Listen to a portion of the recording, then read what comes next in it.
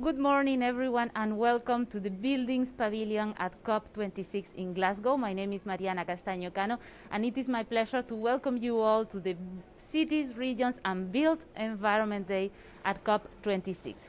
For today's coffee talks, I am accompanied by a great panel of experts who are going to be speaking today at various events here at COP26.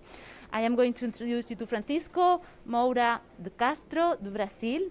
Francisco is advisor on sustainability at the municipal government of Sao Paulo. Hi, Francisco. Welcome. Hello. Thank you for the invitation. Thank you. We have Mike Enskat, who comes from Germany. He's the head of sector infrastructure, energy and water and mobility at GIZ and is responsible for the program for energy efficiency in buildings, PEEB. Hi, Mike. Welcome. Good morning. Great to be here. Thank you for coming. And we have Elizabeth Wangachi Chege from Kenya.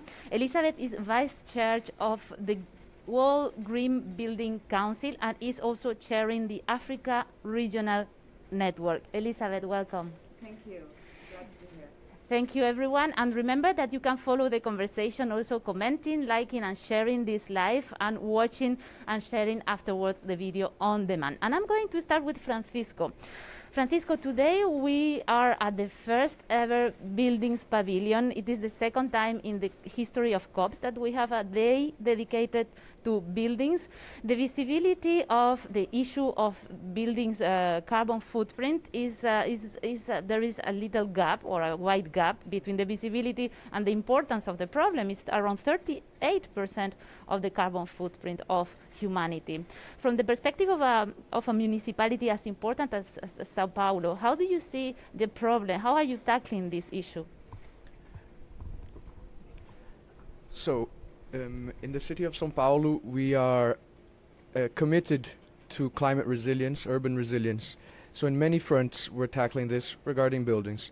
Every new building, public building that we or any type of infrastructure that the city builds is now, let's say, bound by the principles of sustainable materials, and we're bound actually by law to all our purchases also. So public purchases must also be sustainable with small carbon footprint or zero carbon footprint whenever possible. And something that is quite innovative for us, that is an overarching policy, that is our climate action, municipal climate action plan. And there's a specific bit in the climate action plan dedicated to urban resilience and buildings.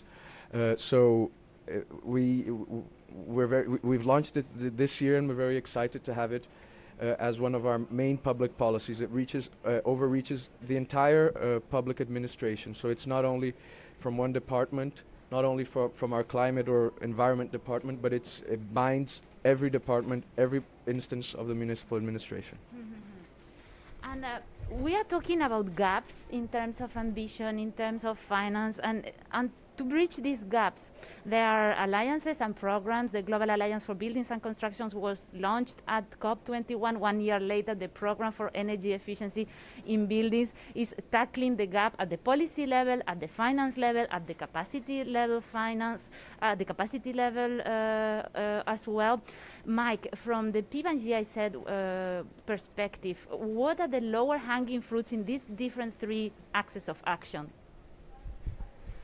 Well, I guess there are some lower-hanging fruits, but there's also a very strong need for structural change and intervention and really long-term policy thinking in the field. And that's really where PEEB starts and where we bring together the competencies of three institutions on the French side and on the German side. The PEEB program for energy efficiency in buildings, was conceptualized by the German and the French government, we were requested then as GIZ to work with colleagues on the French side with the AFD, the French Development Bank, as well as the ADEME, the French Agency for the Environment and for Energy, to put together our competencies and our also presence in the field worldwide to work on that important subject of energy efficiency in buildings. And I think it's a very highly complementary and very effective partnership that we've been able to build over the last 5-6 years. We started in 5 countries. Now we're already working in 20 countries, supporting governments to really formulate the policies, also to integrate these policies into their long-term climate plans, something we've just been doing with the government of Vietnam. They have introduced a new ambitious NDC here. We've been able to work with them on the buildings component of that NDC. But we've also been able to build a strong financing pipeline for projects, but also for national housing programs in many of the PEEB partner countries. So we're really happy about what we have been able to achieve, but we're also looking forward to bring this experience and work into many more parts of the world. So we are hearing here about regulations, cooperation. I would like to hear about collaboration. At the World Green Building Council, collaboration, I guess, is the cornerstone of everything that you do. Elizabeth, as vice chair of the World Green Building Council, what are the priorities now that we know we need to halve emission by 2030, which is kind of an endeavor? Thank you very much for this. So the priorities at the moment, we do have 3 North Star goals, and these are climate action, health and well-being, and resource circularity.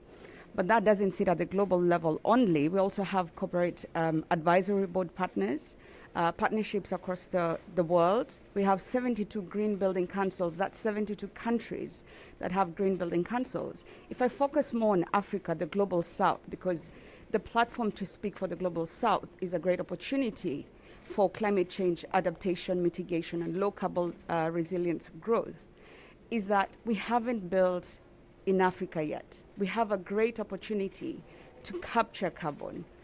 And beyond carbon, one thing we're forgetting is water.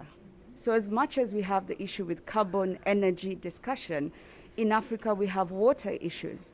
So this is the time to actually do it right, start at zero. And we have fantastic regional, a great regional network. We have green building councils, and we have people ready to work. But biggest issue, investments, finance, don't get to the ground.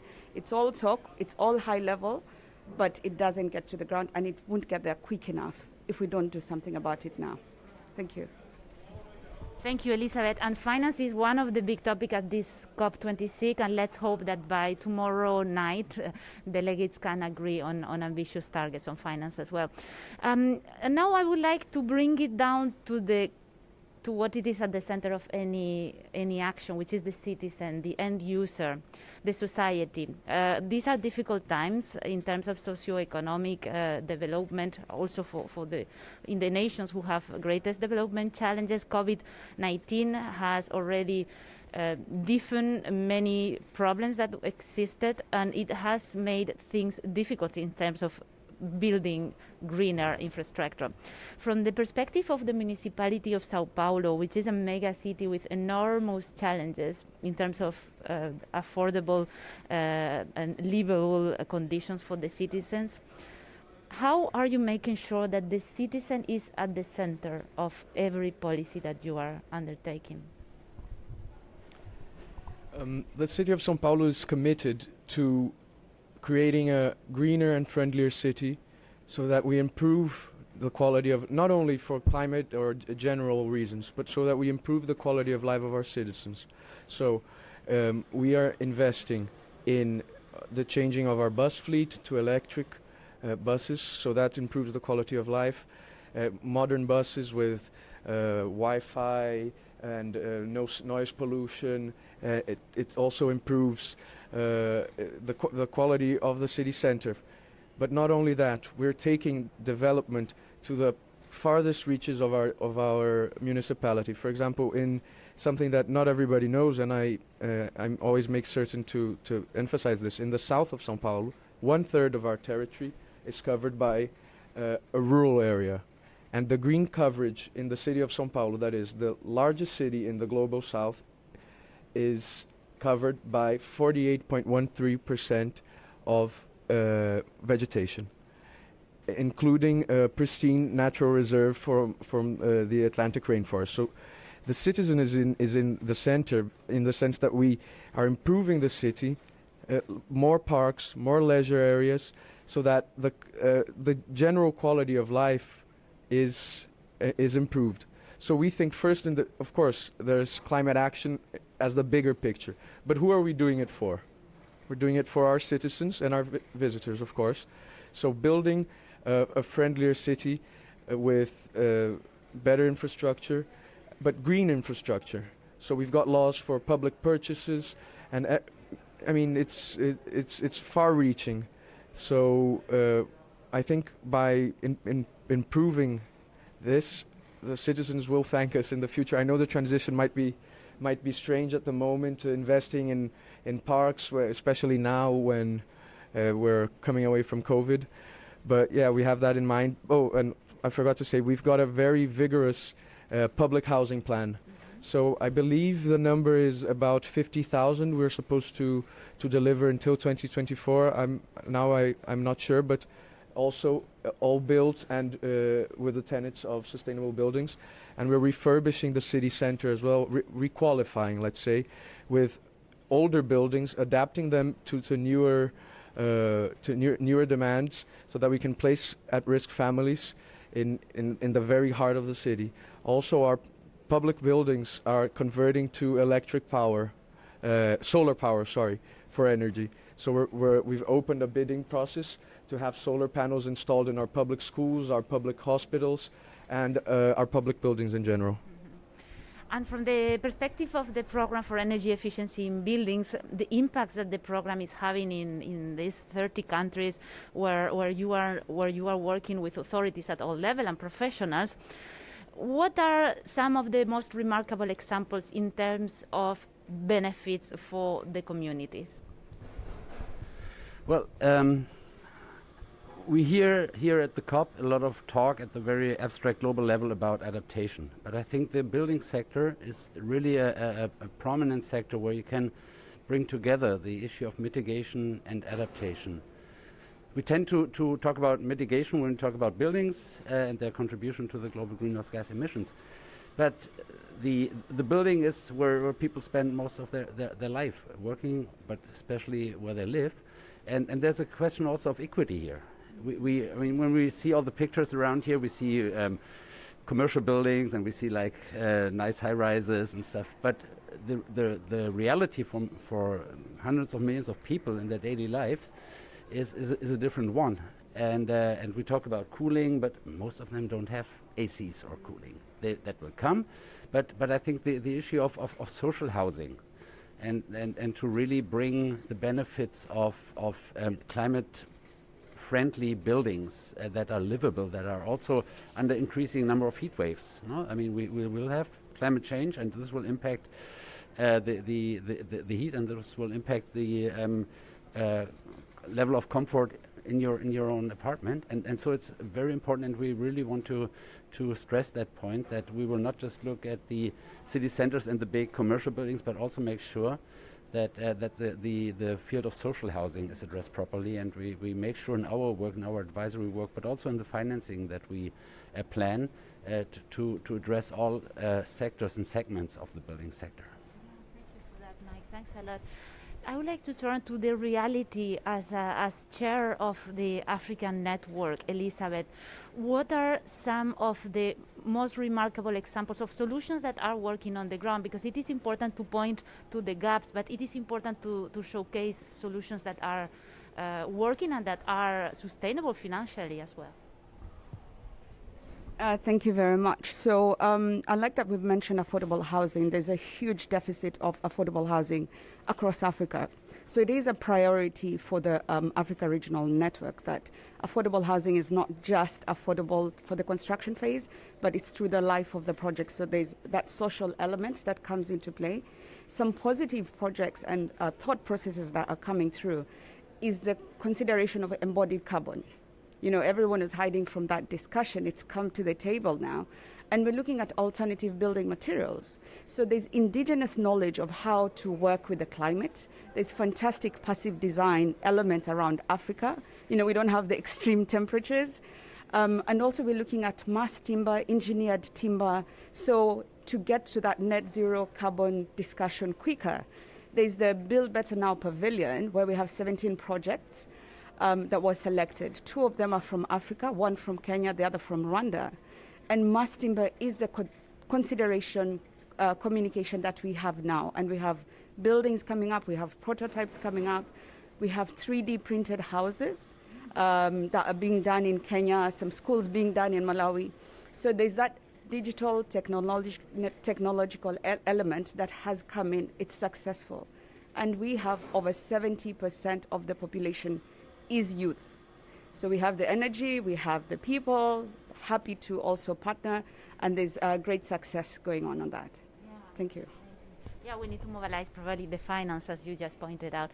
And before we go, I would like to ask you to give a closing statement on what are you expecting that comes out of this COP and of today's Built Environment Day. It is a remarkable day. We hope that there will be a before and after today.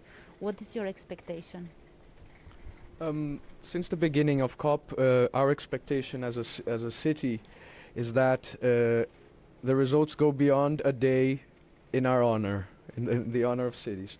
Because I know that there's a growing participation of cities in global talks for climate change, etc. But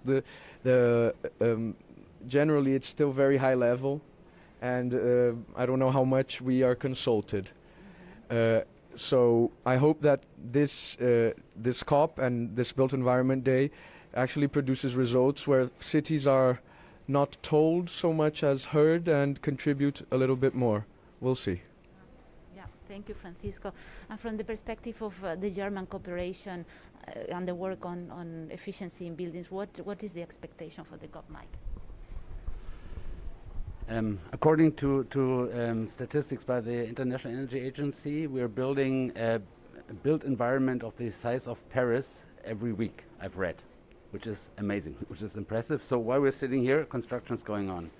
And I think what we really got to make sure is that all the talks we're having and the negotiations we're having here in this room and in other places has an impact on projects that are going to be built in the next couple of years that are now under planning, and that it's not like a project where we see the impact in 5 to 10 years. That's too late. We don't have that time anymore. So that's really what with the PEEB program we try to make a little contribution, but also we hope that is really what the implementation and actually getting things on the ground is a signal that comes from Glasgow. Absolutely, the action doesn't stop. Elizabeth, from your perspective, what would you like to see coming out of this COP? I'd very much like to see the consideration of urban planning coming from the community level, towns, cities, all the way to national. Because what we're doing as we're building these cities as we speak now, we might be building them in the wrong places. So unless we link to the science-based targets, we link to climatic effects that Africa is already experiencing, we are putting people in the path of danger. So from now to COP27, that will be in Africa, I'd like to see a shift and consideration of spatial planning that considers climate resiliency. Thank you. Thank you, Elizabeth. Thank you, everyone, for the work you are doing. I wish you a fantastic Built Environment Day at COP, and I would like to remind the people who are watching us that Francisco José Moura do Castro is from the municipality of Sao Paulo, advising the local government in sustainability. Mike Enskat is coming from Germany, and he is the head of sector infrastructure, energy, water and mobility at GIZ, and responsible of the program for energy efficiency in buildings. And Elizabeth Wengechi Chege from Kenya is the vice chair at the World Green Building Council and chair of the Africa Regional Network. Thank you very much to all of you. I wish you a successful day today. And to all of you, thank you for tuning in. And I see you the next time, hopefully at COP27. Take care. Bye.